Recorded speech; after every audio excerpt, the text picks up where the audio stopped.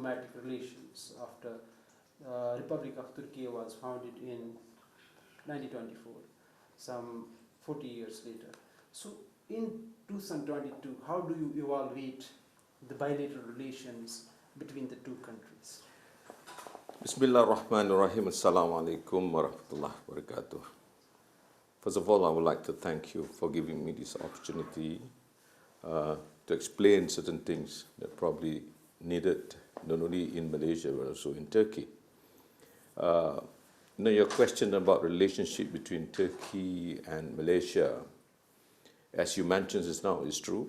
The relationship was way back, started 500 years ago during the Ottoman empires. If you look at the history, I think Turkey and Malacca at that time were actually two Muslim countries that have been working together in terms of many sectors, because Malacca had been a trading nation those days and Turkey had been a superpower those days. I think that's the reason Malaysia, through Malacca at that time, been working very closely with Turkey. Then after 1964, the relationship become into another level of an understanding. First of all, I think because the leaders of both countries are working very close to each other. Secondly, because of religion and culture, I think we got so many similarities between the two countries, and we accept Turkey as very close Muslim countries that have been working since Ottoman empires, as I said just now. And then in the current situation where the world economy changed, when superpowers are playing into their own agenda, I think we in Malaysia feel that we also need to work closely with not only other countries but also Turkey as our all two brothers countries that have been working for the last 500 years. Thank you. Mr. Minister, as is said in a parliamentary language, point of information, Türkiye decided to change its name from Turkey to Türkiye, and it is just last week that the name was formally registered at United Nations. Now it is Türkiye. So, Mr. Minister, quite the time you spent in Turkey, at least a week, and you had the Interior Ministry back in Malaysia. Can you brief us what were your engagements, how Turkey and your counterparts hosted you in Turkey? Yeah, I came here last Tuesday. The first person that I met was actually the President, Excellency Erdogan. During that discussion, we actually discussed so many other agendas, be it politically and also economically. And when we mentioned about these two agenda, I took the chance to brief the presidents about our problems, especially the similarities that we have between Turkey and Malaysia on managing our border. Then it actually excited him for taking into consideration and say that since we have those similarities, he would like to take focus and ask the Minister of Interior, Türkiye, to take charge and change my program in Turkey into another level of programs, I think, which I never expected before. We went to the border of Turkey and Syria. There, the government or the officers showed me how they manage how they plan, provide, not only in terms of physical surveillance, but also using technologies there at the border. They build concrete wall, they build roads, they provide lightings along the border. And all these shows the importance of having a proper management of border control. And then I've already mentioned to Excellency Minister Sulaiman that I would like to learn more how they not only integrate all the system, but I would like to know the command and control center. Alhamdulillah, he showed me all that. Showed me the border between Turkey and Iraq. Showed me between Turkey and other parts there, along that region. And then I came here on Friday. They took me all the way to Yunanistan and also the border at Bulgaristan. And they took me on a boat to go exactly at the border between Yunanistan and Türkiye. There I could see why Türkiye took it very, very serious on controlling the border. Firstly, look at the geopolitical situation of this region. I think there are many interested parties or countries that would like to have their base in this region. And I think because of that, Türkiye has come up with a policy to strengthen their security and defense situation on that area. To do that, they have to have proper technologies, proper assets, and they develop this kind of assets and industries to make sure that they have a sustainable defense mechanism in the future. And, I salute them. I would like to congratulate Türkiye for having a far-sighted policy in terms of defending the country, sovereign country, and also their security in this. So I told the President, and I've already told my dear brother, Minister of Internal, Excellency Sulaiman, and I told him, I said, Brother Sulaiman, I think there are a lot more things that I think I have to learn from Turkey. And he said, okay, why don't you look at other centers here in Istanbul? They asked me to go and visit their call center 112, how they integrate all those centers before through the health agency, forest, fire department, 7 agencies combined and just use one number, 112. And I was so quite impressed with all that. So now, the understanding that we have between Malaysia and Türkiye used to be just a normal understanding between two countries before. And I think I'm going back to come up with another way of having a very comprehensive kind of agreement between the two countries, especially on security, how to manage our borders and how to actually create and managing our securities in our country. Quite a learning week. Yeah, of course. Thank you for this explanation. So, are any cooperation agreements, MOUs in the working? We used to have an understanding between Türkiye and Malaysia.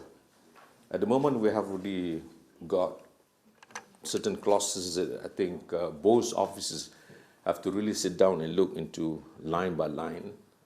I'm hoping that within 1 or 2 months from now, I think we can sign. Inshallah. Inshallah. Inshallah. Divided by geographies, thousands of kilometers of distance between the two, but united by faith, culture, traditions, and of course a great past. In addition to that, what also brings the two countries together is the issue of Rohingya. Turkey has been quite vocal, seeking justice for them, and of course extending aid to them. In Malaysia, next to in the southern part, Myanmar has been one of the favorite destinations, if I may put that way, that persecuted by the regime back home, that they feel safe, secure, and of course looking at the opportunities that Malaysia provides them. Rohingya people fleeing their homes, they come to Malaysia. Malaysia is not a signatory to Refugee Convention, if I'm not wrong. Yeah, you're right. Besides giving them a feeling of home, are you looking at any way providing a special dispensation for the fleeing, persecuted Rohingya? Besides all the good things that you are doing to them, are you looking that there should not be any harm that if they are extradited, which no way Malaysia would allow? Let me answer your question in this manner. As you're aware, we are not the signatory to the Refugees Convention. But on the humanitarian ground, we allow them to be in Malaysia. When I said allow, it doesn't mean that they just can come in and stay and do whatever that they like. Malaysian, for example, we have our own laws. And anybody who would like to come into our country, they have to adhere to the law of our country.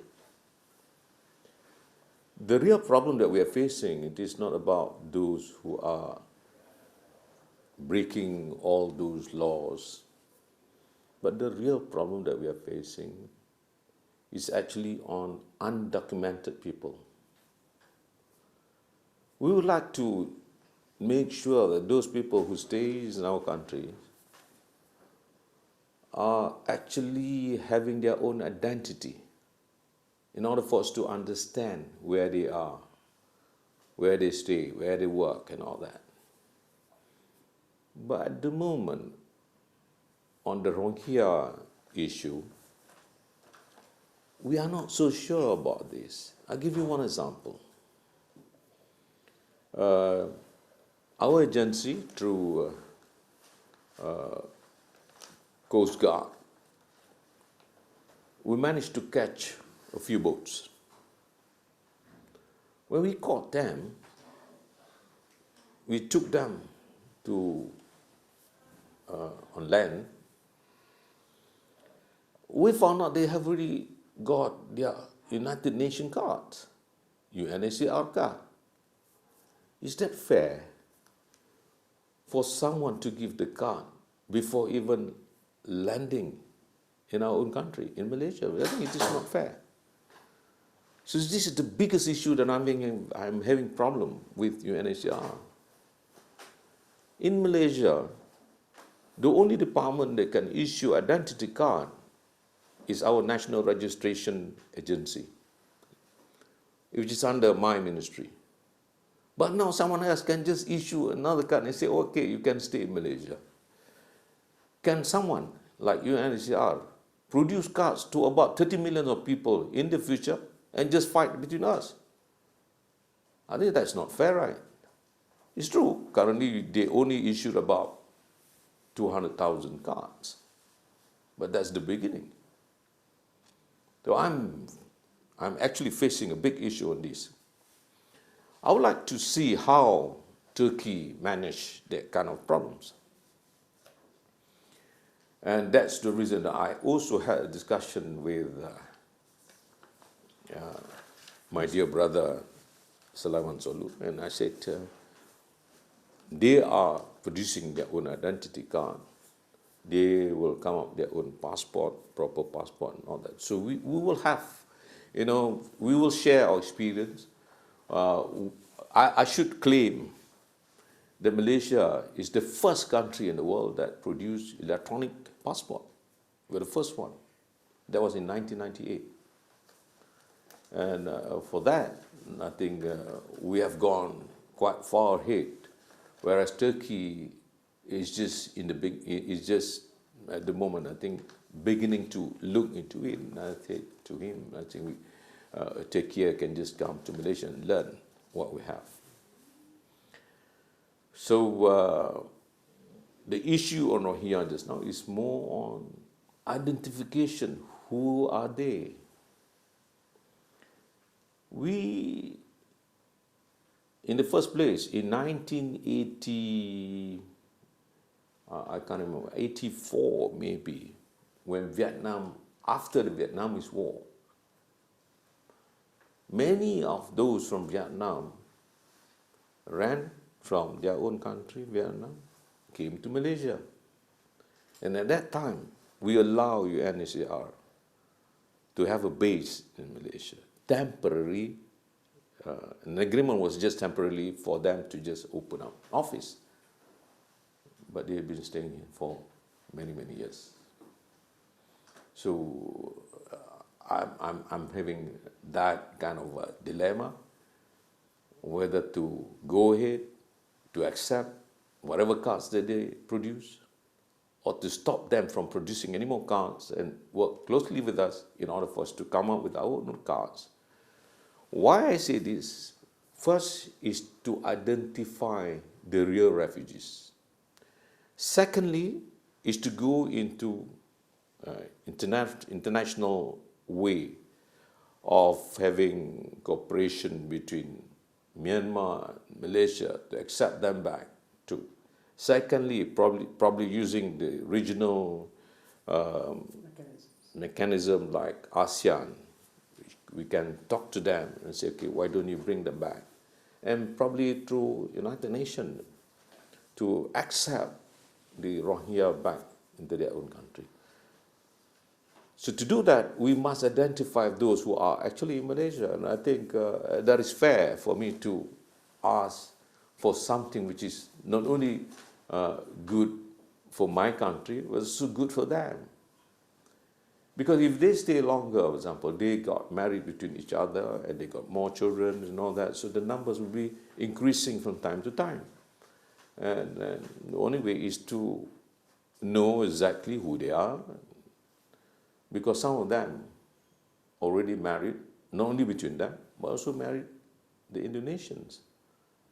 And so far, there's not even one who got married to Malaysian. I think there are many who has already married to Indonesians. So all these problems become a social problem. And I have to resolve it, of course, in terms of education, in terms of working arrangement, and all those actually something that we have to really resolve. Not only Malaysia, but through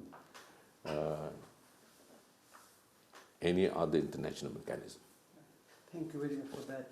Did it come up during the discussions with your counterparts in Türkiye that how they manage refugees in the country, and whether you could, Malaysia could take lessons from Türkiye on refugee management in the country? Yeah, as I said just now, they have got so many refugees too. Refugees plus undocumented people, roughly, in accordance to my brother Sulaiman, he said maybe about 5.5 million already here in Türkiye. And we in Malaysia, I said the refugees plus undocumented people already reached maybe about 3 million people. So all this is actually something that we should learn and share our experience together. All right. Thank you. Mr. Minister, you referred to ASEAN. ASEAN has now assumed significance. I'll come to that later. But Asian or ASEAN? ASEAN. My weird pronunciation. ASEAN, Association of Southeast Asian Nations. So ASEAN, should we say it failed on Rohingya at least, not to talk of the military junta in Myanmar, the coup that they launched in last year in February. At least on Rohingya, ASEAN did not do at least halt this expulsion of Rohingya from Myanmar. We cannot make any judgment at the moment. If we say that ASEAN failed on this issue, we should also say the United Nations failed on so many other issues. Failures is when you know exactly the timing being given to any other countries to resolve these kind of issues. You look at the world problem currently. There are many wars fighting between each other and all that. Should I say that the United Nations failed in managing these kind of issues?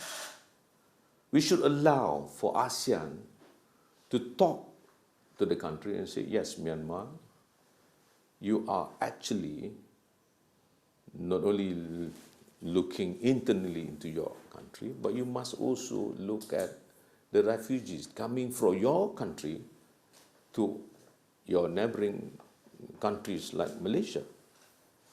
That become our social problem because the understanding between those people who came and how to help them and all that is actually, we must sit down. You don't just, throw them away and say, okay, that's it, that's your problem now because they went to your country. No, it shouldn't be like that. So there is no limitation only from running away from your country, but actually must also look at the potential of having them back into Myanmar. So that kind of discussions have got to be thorough. We have to appoint our special envoy, for example, from ASEAN to go to Myanmar and talk about it. And these become a security problems, not only to Malaysia, but also all ASEAN countries. Thank you for that. Well, I was told that since the Ministry of Trade does not fall under your jurisdiction, so we skip those questions. No problem with that. But by the way, as the target has been set by the two countries, $5 billion by 2025, I think it is moving towards that. It's already $3.5 billion last fiscal. But little bit, if you could tell us on defense sector. The two countries have now signed 14 MOUs. What is the focus? When we talk about defense, there are some similarities on security. You see, the MOU signed was done in 2019.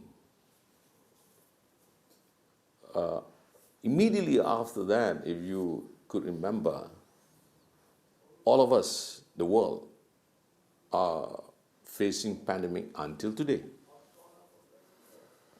COVID-19 has actually created a lot more problems. Not only about those agreements they have already signed or MOUs they have already had, but to implement whatever agreement and MOUs has been stalled for the last 2-3 years. So we are working on it again because that's the reason that I'm coming here, as I mentioned just now, to actually look at all those potential again. Looking at the good side, the positive side, we are ready on our side, plan on what to do immediately after if the pandemic is being resolved, and we can just start moving. And you must also aware that most of the agreements are between private sectors, not G2G. And once the country closed, it's very tough for any private investors to come in and for us to go outside our country. Having said that, it doesn't mean that they stop there. Nothing, probably they're still going on, have an understanding, call each other, and all that. I hope they will do that, or they have done that. So now once the border is open for the two businessmen to come and to go and to meet, and I think, inshallah, we will see a better future between the two private sectors, whether it is in Türkiye or in Malaysia. Did you get any chance to visit the Bayraktar drones? By the way, the drone factory, the Bayraktar drones that are... I visited Türkiye Aerospace Industries. I went and visited how they produce helicopters, they produce UAV, jet fighters, and many more others. I think I really admire what they have done and for the last 20 years and nothing. Don't forget, in 1996, a group of professionals been sent from Türkiye to Malaysia to learn from us how to make composite material for aerospace industry. That was in 1996. I think they got inspired by what we had at that time. They came back and said, okay, why don't Türkiye also produce something similar like that? But after 20 years, I could see that they moved far ahead and faster than what we had before. I've already told my brother Sulaiman Sulu, and I think I really admire what they have been doing. Congratulations. So there are a lot more opportunities there. You were saying about trade balance between the two countries. One of the things that I think we can actually work together is looking at the opportunity that we had currently with so many other agreements that we have with like RCEP, for example. A lot more other agreement that we had, multilateral agreements. And Türkiye should take this as an opportunity, working closely with us. And that is a big, big market there.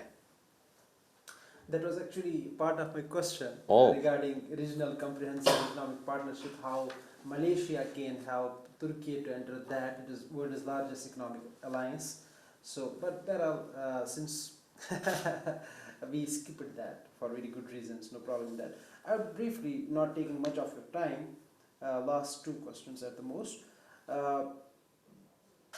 It's around, if the latest figures are correct that I have with me, there are around 400 Malaysian nationals who are in Turkey, and likewise close to 500 Turks living in Malaysia. And under government funded scholarship which government of Turkey grants, the YTB Türkiye Bursary, there are around 260 or 70 students from Malaysia studying here. Turkish Airlines flies to Kuala Lumpur, and likewise what do you see are the areas? Turkey has done a great in tourism, and likewise Malaysia is also doing better in that. How to increase the people-to-people exchange?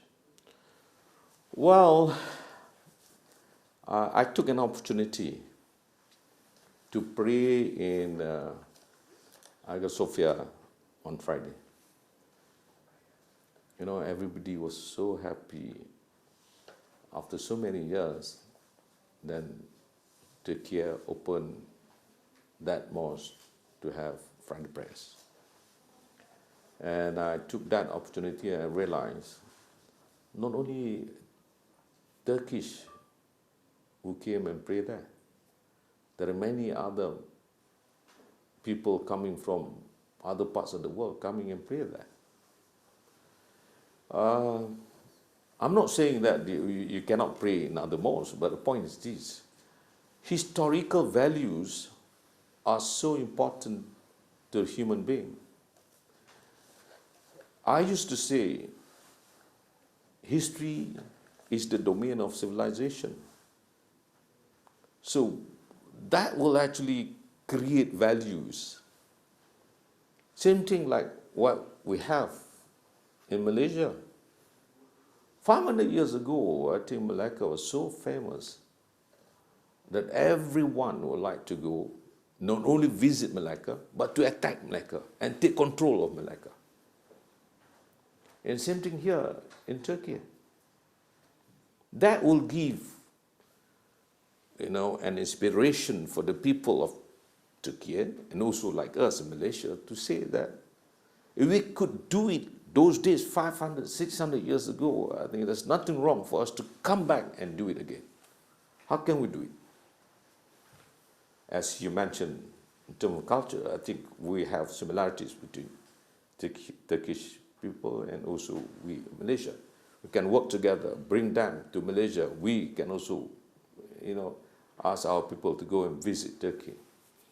That kind of into tourism industry, for that matter. Malaysia, we have these values where if you come to Malaysia, any kind of ASEAN culture, anything, you can see and you can, not only that, you can taste all those cultures that are available in my country. That's why we call Malaysia is truly Asia. With that tagline, it shows that Malaysia truly Asia is actually a place where you can get all kind of, you can see, you can get, you can taste, whatever, the culture of different ASEAN countries or Asian countries in Malaysia. Same thing here in Turkey. Historically, there are so many other things that all of us should come and visit and see. I went to Edirne. I don't know how to pronounce it. Edirne, when you were looking at the borders with Greece, yeah. Edirne, it connects with the Greece. I now like to call it Yunanistan instead of Greece. Because I saw the map and I said, okay, they are still using Yunanistan.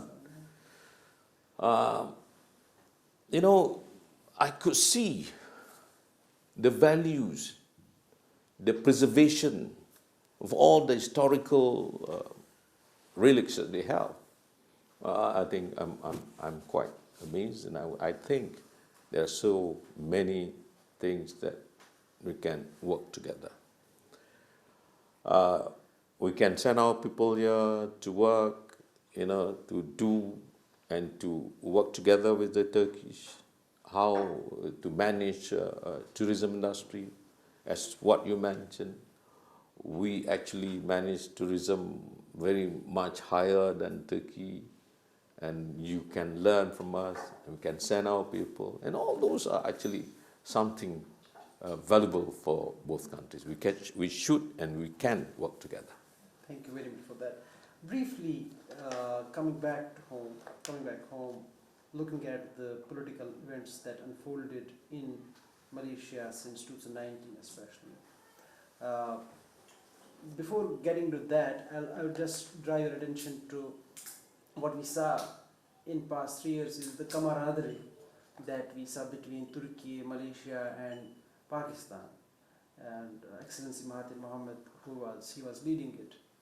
How do you see and why is there this need of supporting each other on critical issues? And what is the way forward for the Muslim countries?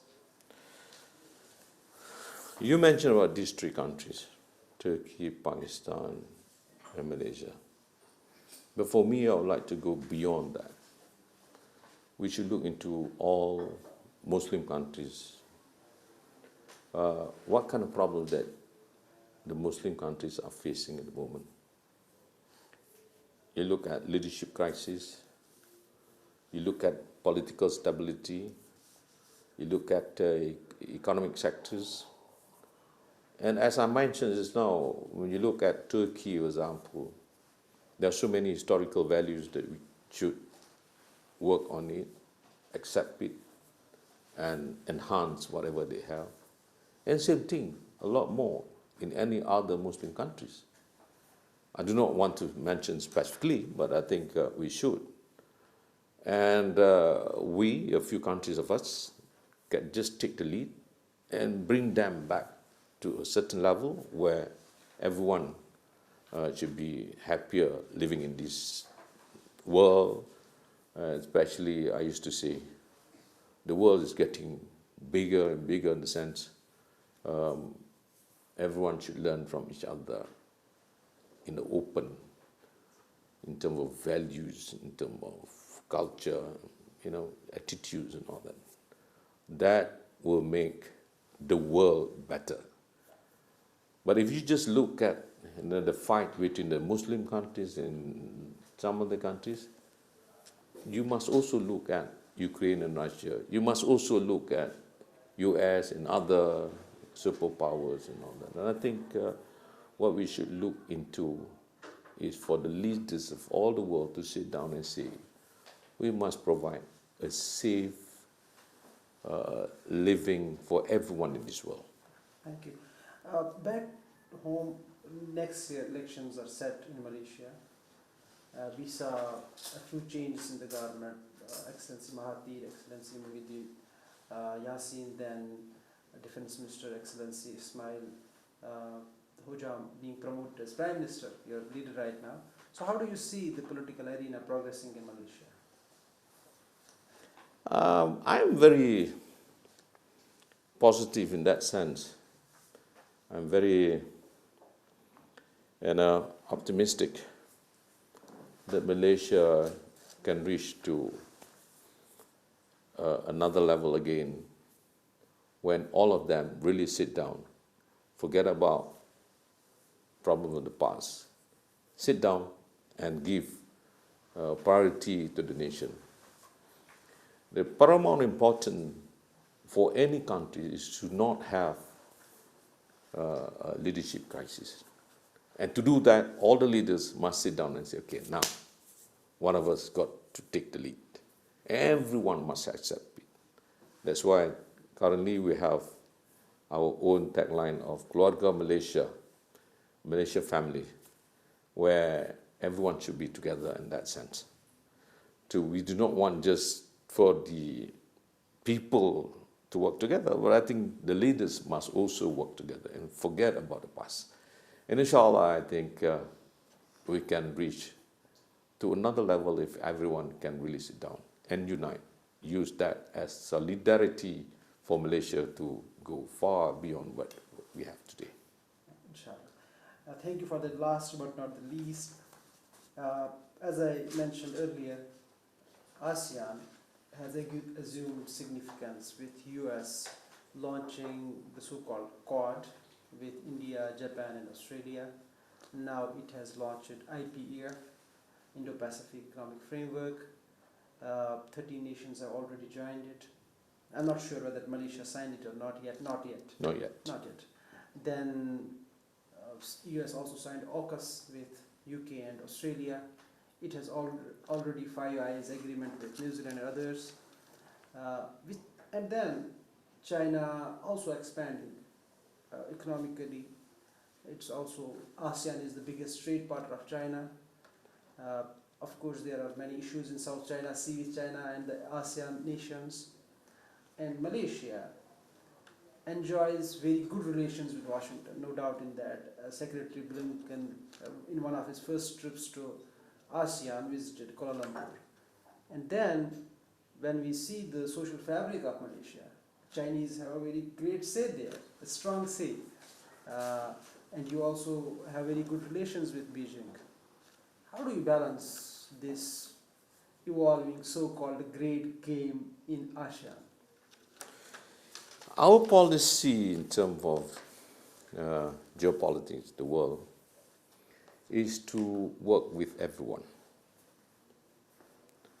You look at the rising of superpowers. Who are they? Can you name it? Someone will say that, China will rise as a superpower. Can I also say that Germany will rise as another superpower from Europe? Or America remain as the superpower? All these can be just created as a statement. But the most important thing for me, it is not about superpowers. It is about the understanding of working together, as I mentioned earlier, for everyone, the citizen of the world, to really look at the world as one. And to do that, Malaysia would like to play a role to be,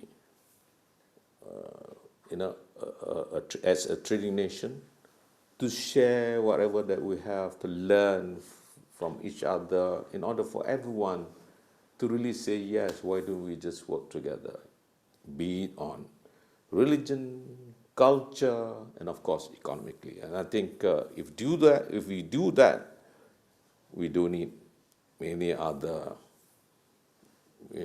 problems. They are fighting between each other, wars being created, battles, small areas in any part of the world. I think we don't need all that. What we need to have is a safe world for everyone to live. Thank Mr. you. Minister, thank you very much for talking to Anadolu Agency. Thank you.